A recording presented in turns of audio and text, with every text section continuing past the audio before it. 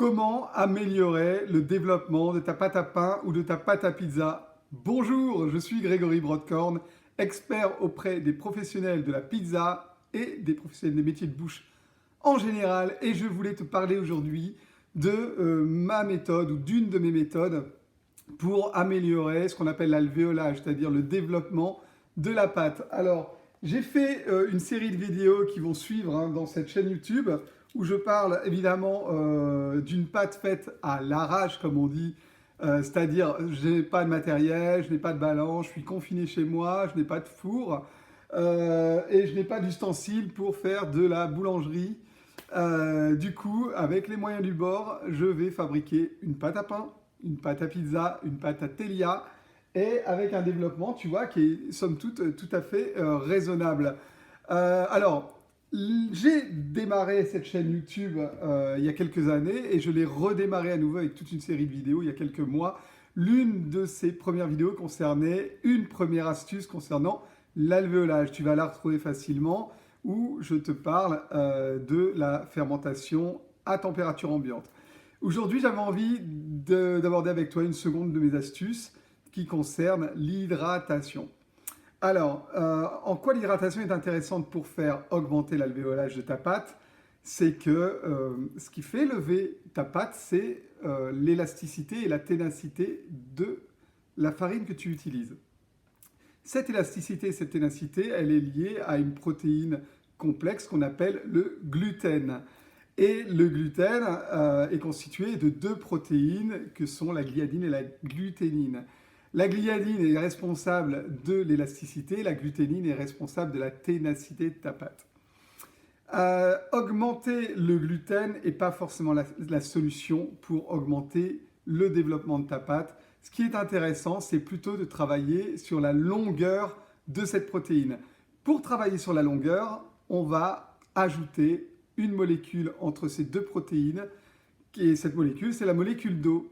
Donc on va avoir de la protéine, de l'eau, de la protéine, et forcément on va avoir une chaîne plus longue. Cette chaîne plus longue va être plus élastique et va permettre au pain de se développer davantage. Alors l'intérêt que j'y vois, moi le premier, c'est la digestibilité, parce que à partir du moment où tu intègres de l'eau dans ta pâte, évidemment la proportion d'eau est supérieure à la proportion de farine, et du coup ta pâte devient plus digeste. Donc ça c'est très important.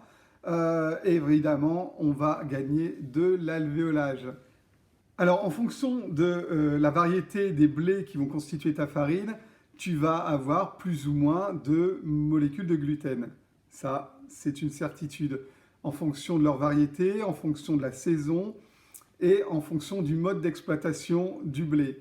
Il y a quelque chose de fondamental qui va faire aussi que ton gluten va pouvoir absorber plus d'eau, c'est le facteur de fermenticibilité de ta farine.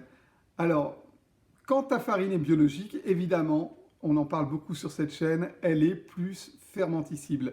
Si elle est fermenticible, alors on a, comme on dit, une fermentation endogène.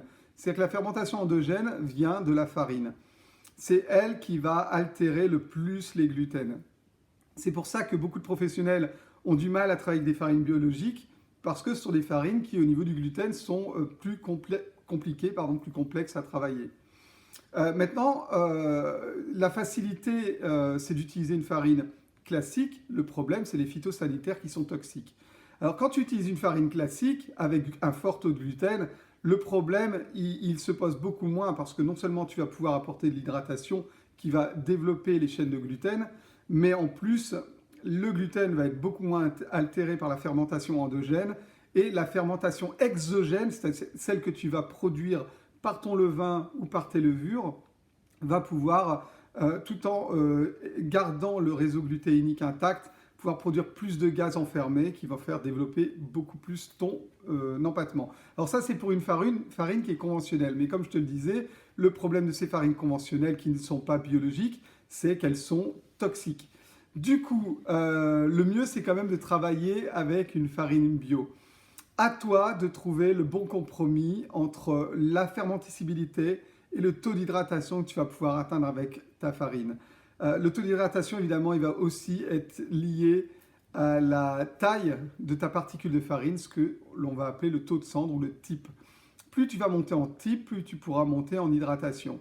Mais plus tu vas monter en type, plus tu vas baisser ton taux de gluten dans ta farine. Donc tout ça est une question de compromis, là où tu vas pouvoir faire tes expériences et devenir de plus en plus expert dans ton artisanat. En tout cas, retiens ceci de cette vidéo, c'est que plus tu montes en hydratation, plus tu montes en qualité, parce que tu montes en digestibilité et tu montes en développement de ton empattement. Voilà donc ma seconde petite notion personnelle pour développer l'alvéolage de ta pâte.